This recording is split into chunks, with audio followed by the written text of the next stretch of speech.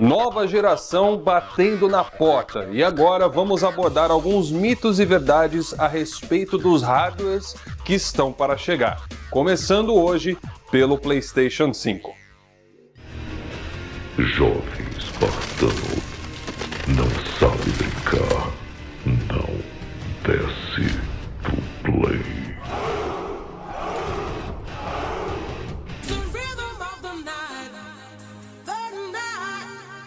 Fala aí galera, tudo beleza com vocês? Hoje vamos voltar aqui ao quadro principal do canal, sair da vagabundagem, né, de gravar só vlog, e vamos falar então a respeito desse assunto que é muito bacana. E galera, lembrando que a minha intenção é fazer pelo menos 2 séries de vídeos, uma do PlayStation 5 que eu tô fazendo agora e uma outra para o Xbox Series X. Porém, eu sei que a maioria do público aqui do canal é mais do PlayStation, então se vocês quiserem que eu faça um do Series X, galera do Xbox que acompanha aqui o canal, hoje vocês têm que mostrar a força de vocês. E como que você vai fazer isso? Deixando o seu like aqui nesse vídeo. Se eu ver que vocês gostaram desse conteúdo aqui, eu faço também pro lado do Xbox, embora eu esteja ciente que provavelmente vai dar menos views. Então vamos lá, galera, a gente sabe que não é de hoje que a zoeira de console tá aí na internet, é uma coisa que eu particularmente não tenho nada contra, eu acho super saudável, super divertido a zoeira de consoles, o cara zoando o PlayStation ali, o Xbox aqui. Porém,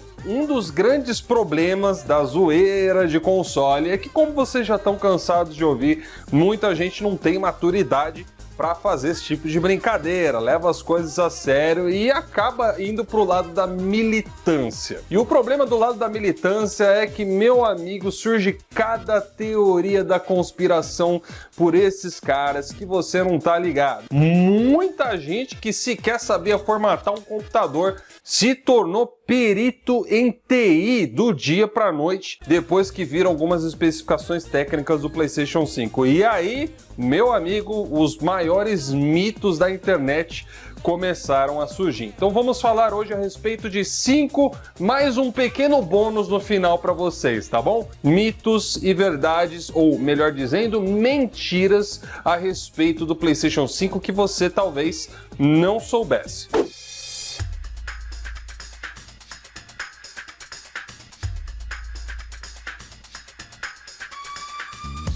Muita gente, quando ouviu falar a respeito do PlayStation 5, ficou sabendo de vários rumores e picuinhas que falavam pela internet, até que um dia a Epic Games fez uma demonstração ao vivo da Unreal Engine 5 rodando no PlayStation 5, onde foram apresentadas texturas incrivelmente lindas, todas em 8K. Logo após a apresentação da Epic Games, a presidente da AMD, que é a famosa Lisa, chegou no Twitter dela e fez uma postagem que matou de vez qualquer argumentação sobre RDNA 1.5 ou RDNA 1.0, dizendo claramente que o PlayStation 5 estava fazendo usufruto da arquitetura 2.0. Posteriormente também houveram outros rumores, que foi quando o ex-engenheiro da Sony falou algumas coisas mal interpretadas em seu Twitter e outras redes sociais, mas na verdade ele esclareceu posteriormente que o PlayStation 5 tem até mais funcionalidades do que apenas as encontradas no RDNA 2.0. Inclusive, há fortes rumores de que o PlayStation 5 faça uso de funcionalidades que só estarão presentes no RDNA 3.0. E uma delas não é confirmada, mas dizem por aí que faz parte de uma das principais features do RDNA 3.0, que seria o Cache Scrubbers. Portanto, o veredito final com relação a esse mito é falso.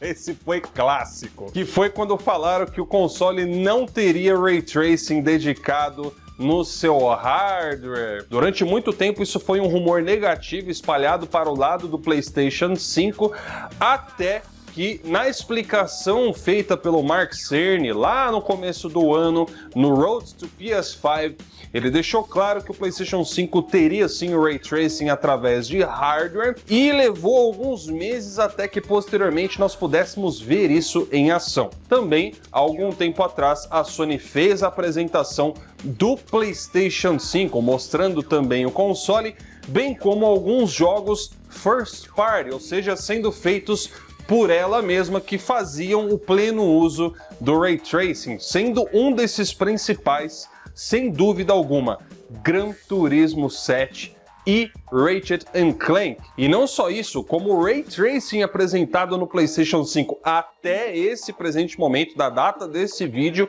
é o mais belo mostrado entre o console e o seu rival, o Series X. Portanto, o veredito final para esse mito ou verdade é falso.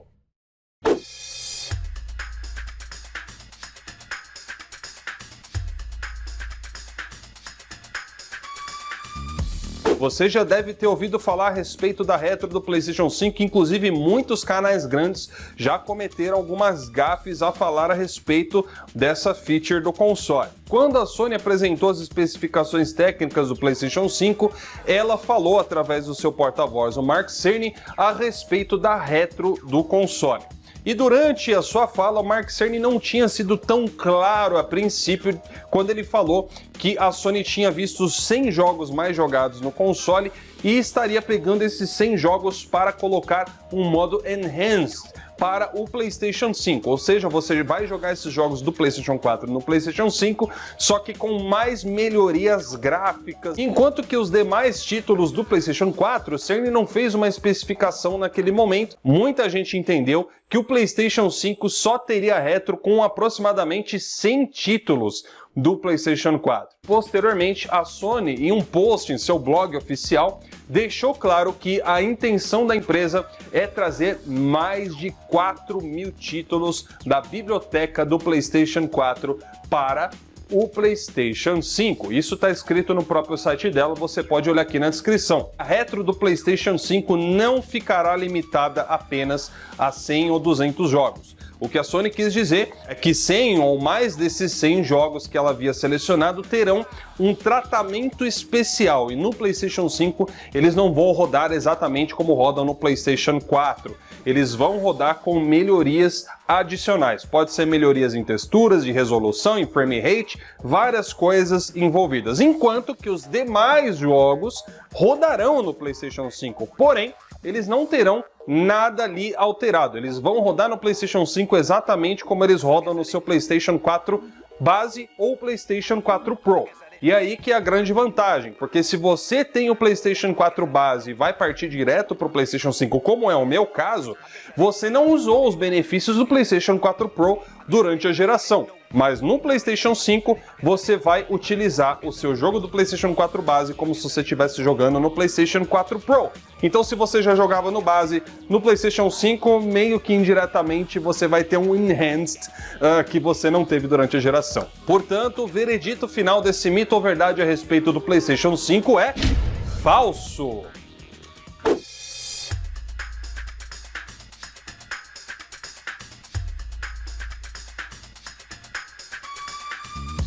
Eita, esse próximo mito ou verdade aqui dá até calor, cara. Eu vou até tirar aqui a jaqueta aqui, porque esse aqui é difícil de falar, hein? Vamos lá, galera, é o seguinte. Nós sabemos que o superaquecimento foi muito comum a partir da 7ª geração de consoles, né? A partir dali começou a ter um medo enorme que os consoles começassem a fritar. Nessa geração atual, isso já não foi mais tão comum, mas é uma brincadeira que é feita desde então. E com o PlayStation 5 não é diferente. Esse rumor surgiu pelo fato de que a frequência com a qual o PlayStation 5 trabalha na sua GPU é uma frequência altíssima se comparado às frequências utilizadas no mercado em geral, principalmente no próprio mercado, onde uma frequência acima de 2 GHz na GPU é uma coisa extremamente rara de se fazer e exige um resfriamento muito delicado em cima para que tudo funcione corretamente. Mas até o presente momento não há nada confirmado com relação a isso. O que nós sabemos é que parece que recentemente a Sony registrou uma patente a respeito do resfriamento do PlayStation 5. Preste atenção, é aparentemente, porque não é uma confirmação 100%, só se sabe que a patente é da Sony. E nessa patente, o resfriamento do PlayStation 5 não é feito da forma comum como nós conhecemos aí no mercado. Como por exemplo, geralmente nós usamos aí as famosas pastas térmicas, que são utilizadas entre o chipset, ou, no caso dos PCs, o processador e o dissipador de calor, para facilitar a troca de temperaturas entre ambos. Só que no caso da Sony, essa patente é muito curiosa, porque aparentemente ela não utiliza o método tradicional. Ela utiliza uma refrigeração através de metal líquido. E quais são os benefícios desse tipo de refrigeração? Bom, de acordo com alguns benchmarks realizados entre 2017 e 2018 em um site gringo, os benefícios de se utilizar o metal líquido na refrigeração do dispositivo parecem ser promissores. E no teste realizado, houve uma queda de temperatura de 10 a 20% a menos do que a temperatura normal com a pasta térmica comum que nós conhecemos no mercado. Então, provavelmente, a Sony encontrou uma forma eficaz de controlar a temperatura aí do seu esquentadinho. Sobre esse mito ou verdade a respeito do PlayStation 5, o veredito é plausível. Não é confirmado nem para um lado e nem para o outro, mas tudo aponta que pode de fato ser fake. Porém, não tem como bater o martelo aqui, porque a Sony não fez um pronunciamento oficial.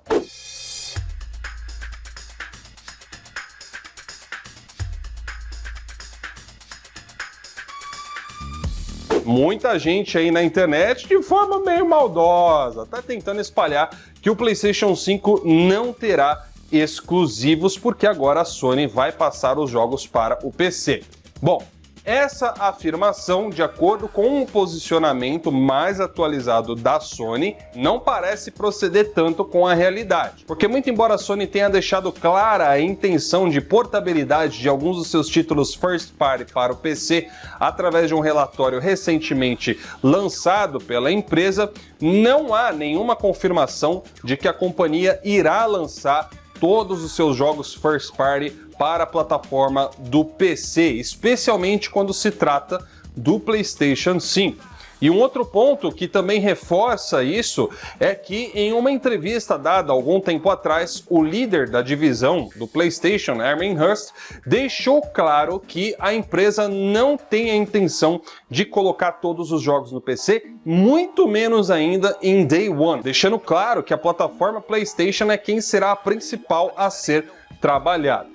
Novamente, a Sony não confirma que todos os jogos irão para o PC e, segundo o Herman Hurst, não é a intenção da empresa. A intenção seria, então, trabalhar apenas com alguns títulos seletos e aí, então, fazer sua portabilidade como aconteceu com Horizon Zero Dawn. Portanto, o veredito final a respeito desse mito ou verdade, pelo menos até o momento, é falso.